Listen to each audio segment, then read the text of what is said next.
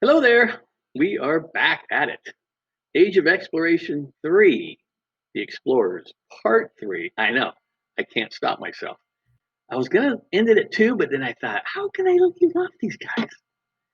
So I did. And hopefully you remember why they did these incredibly dangerous voyages. Remember, they did it for God, for glory, and for gold. First up, we have Sir Francis Drake. He looks proud, doesn't he? He was actually the first Englishman to circumnavigate the world. Do you remember who the first explorer, or whose exploration, I should say, because he didn't make it back? Whose exploration was the first to circumnavigate? Remember? Yeah, Ferdinand Magellan, my favorite. Now, this Sir Francis Drake was a bit of a pirate. He was not well liked in Spain at all because he had a nasty habit of stealing from the Spanish ships, who tended to be stock full of gold they had found. So he was the pirate of the bunch. He explored a lot of San Francisco Bay, coincidentally. And if you're heading down that way, if you pay close attention, you might pass right by Sir Francis Drake Boulevard.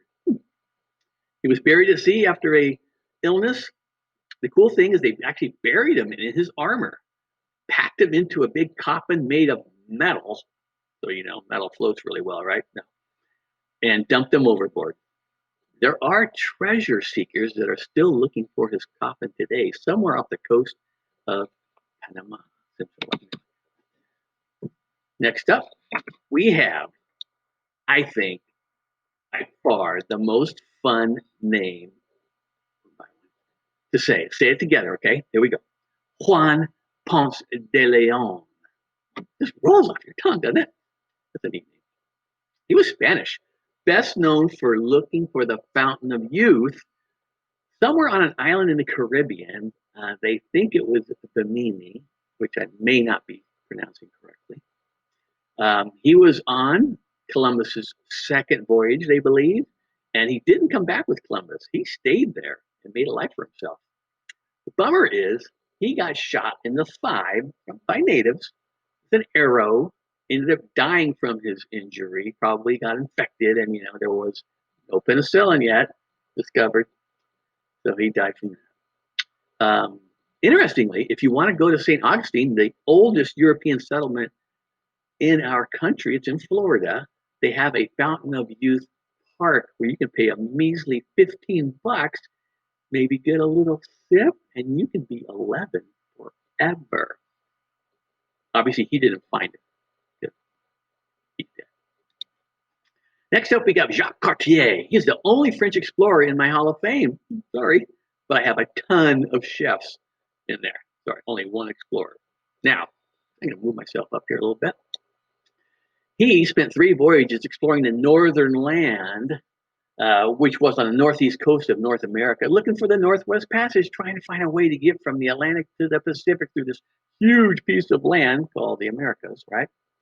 He actually named Canada by misusing an Iroquois word, Kanata, meaning big village. And because of his voyages, France has settled and did settle the eastern coast of what is now Canada. And guess what language they speak there? You got it, Francais. All right, and finally, we got Hernando de Soto. Now, he left home at a mere 14. You guys are just a few years away from leaving home, apparently. He made a fortune, sadly, in the Central America slave trade, which was massive.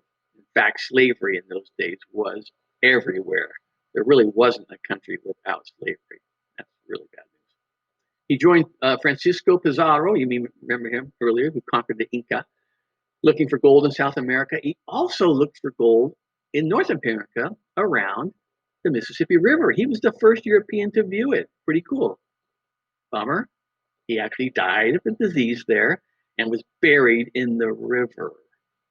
I would not want to step on that if I was going for a little wade in the Mississippi. Hope you'd enjoyed it. I'll see you back soon, I hope. Thanks for coming.